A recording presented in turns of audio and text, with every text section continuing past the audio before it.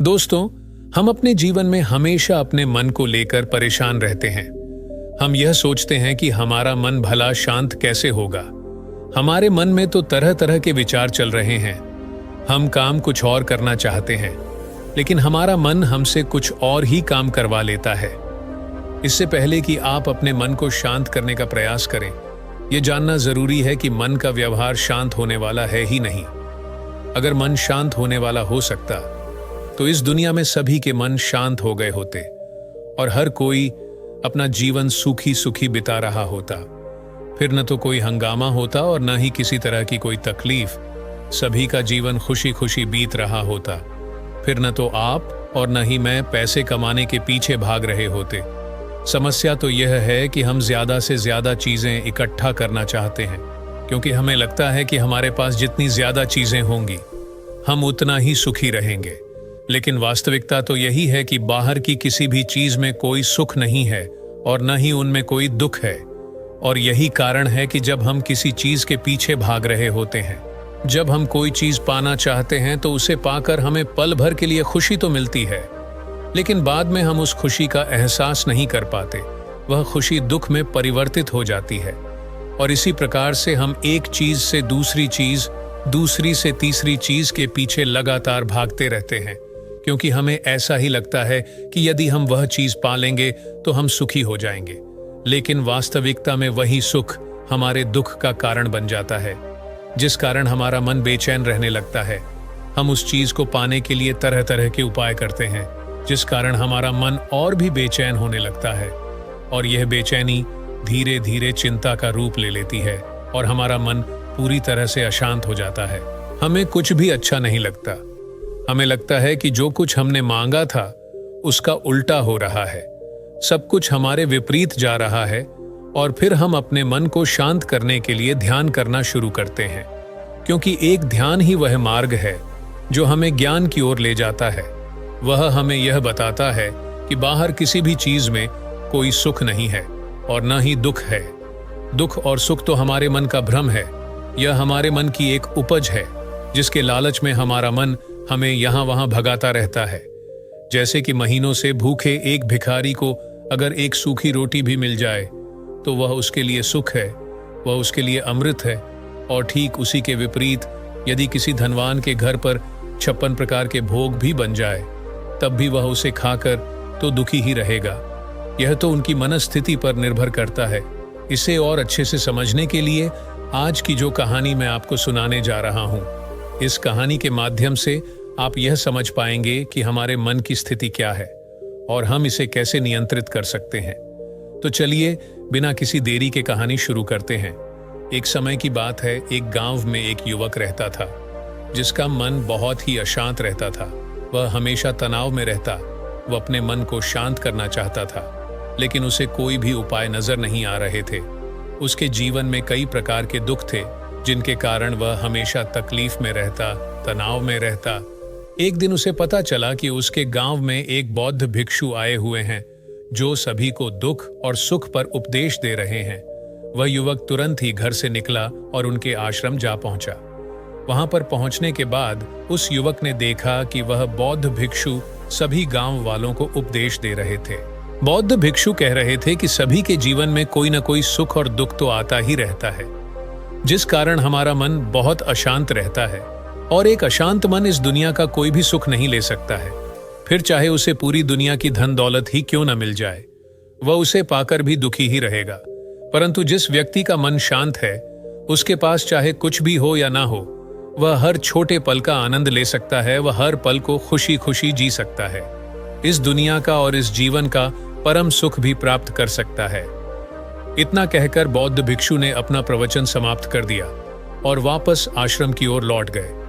युवक भी उनके पीछे पीछे आश्रम पहुंच गया और इस युवक ने उन बौद्ध भिक्षु से कहा, हे गुरुवर, अभी कुछ देर पहले आप उपदेश दे रहे थे कि एक शांत मन हर पल का आनंद ले पाता है, हर पल को सुखी सुखी जी पाता है। लेकिन इस दुनिया में सभी के पास मन है और सभी के मन अशांत है।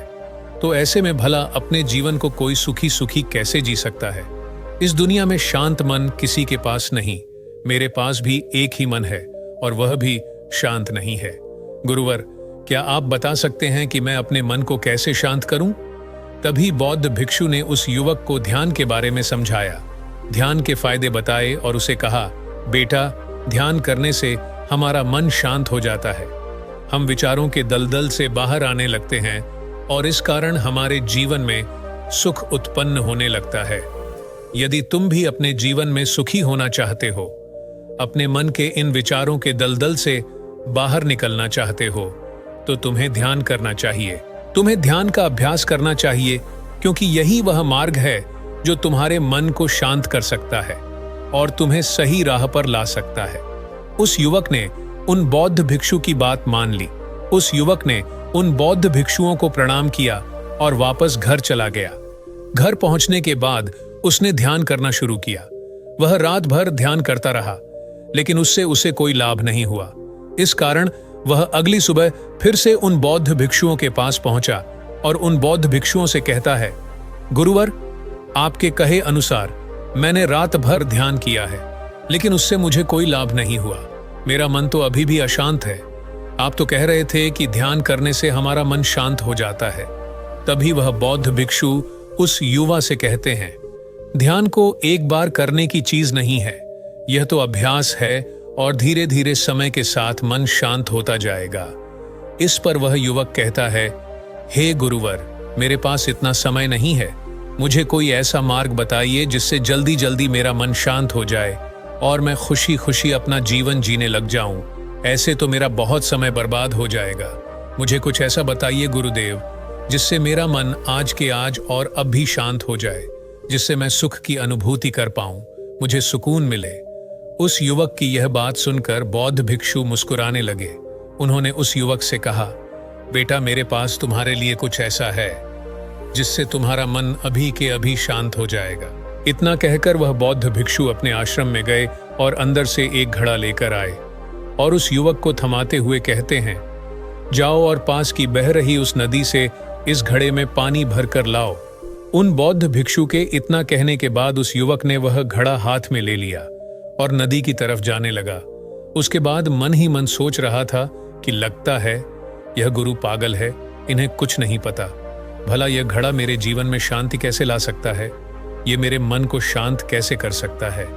लेकिन उसके पास और कोई रास्ता नहीं था, जिस कारण उसने घड़ा लिया और पास वाली नदी के पास पहुंच गया। उसने उस नदी में से उस घड़े में पानी भरना शुरू किया, लेकिन जैसे ही उस व्यक्ति ने उस घड़े को नदी से बाहर निकाला, तो उस युवक ने देखा कि उस घड़े के चारों ओर छोटे छोटे छेद है, जिससे पानी तेजी से बाहर की ओर निकल रहा था। उसने लगातार कई बार प्रयास किए, लेकिन काफी बार कोशिश करने के बाद भी वह उस घड़े को पूरा नहीं भर पाया और थक हार कर उन बौद्ध भिक्षु के पास वापस लौटा और क्रोधित होकर कहता है, गुरुवर, आपने यह कैसा घड़ा दिया है? इसके चारों तरफ छेद है। भला मैं इसमें पानी कैसे भरकर ला सकता हूँ? जब भी मैं पानी भरता हूँ, इस घड़े के छेदों से सारे पानी बाहर निकल जाते हैं। इस घड़े को मैं पूरा नहीं भर सकता। तभी वह बौद्ध भिक्षु उस युवक को शांत कराते हुए कहते हैं, बेटा, शांत हो जाओ। तुम्हें तुम्हारे प्रश्न का जवाब ही तो दे रहा हूं, और यदि तुम क्रोधित अवस्था में इस जवाब को सुनोगे तो इसे समझना तुम्हारे लिए मुश्किल हो जाएगा। इसलिए शांत हो जाओ और मेरी बात समझने का प्रयास करो। ये जो घड़ा मैंने तुम्हें दिया है, इसे अपना मन समझो, और मन केवल दो ही प्रकार से शांत हो सकता है। पहला यह कि तुम उसे लबालब पूरा भर दो और उसमें कुछ भी और आने जाने की जगह न बचे। क्या तुम इस घड़े को इस प्रकार भर सकते हो? इस पर वह युवक कहता है, हे गुरुवर, मैं इस घड़े को लबालब नहीं भर सकता, क्योंकि जब भी मैं इसमें पानी भरता हूँ, सारा पानी तो छेद से बाहर निकल जाता है। तभी वह बौद्ध भिक्षु उस युवक से कहते हैं, ठीक इसी तरह हम भी अपने मन को कभी नहीं भर सकते। हम जितना इसमें डालते जाएंगे, वह सब कुछ हमारे शरीर के द्वारा बाहर आता रहेगा। फिर चाहे वह क्रोध हो, प्रेम हो या फिर दया, हम जो भी अपने अंदर आने देते हैं, वही हमारे अंदर से बाहर भी आता है। और इसीलिए मैंने तुम्हें छेद वाला घड़ा दिया, क्योंकि यह हमारे मन के जैसा ही है। और जब हम इस मन को बस भरना चाहते हैं, तब तुम अपना समय बेकार कर रहे हो। क्या तुम्हें एक पल के लिए भी यह नहीं सोचा कि इसी प्रकार तो तुम अपने मन को भरने में भी लगे हुए हैं? क्या इससे तुम्हारा समय बर्बाद नहीं हो रहा है? क्या इससे तुम्हारा जीवन बर्बाद नहीं हो रहा?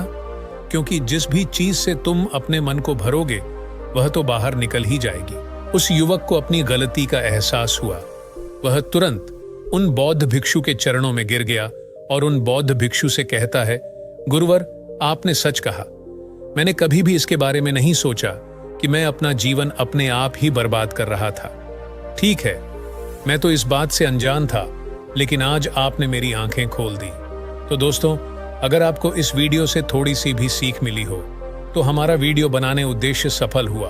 अगर आपको वीडियो अच्छी लगी हो तो वीडियो को लाइक और हमारे चैनल को सब्सक्राइब कर लें। मिलते हैं और अच्छी वीडियो के साथ, तब तक के आपका बहुत बहुत धन्यवाद।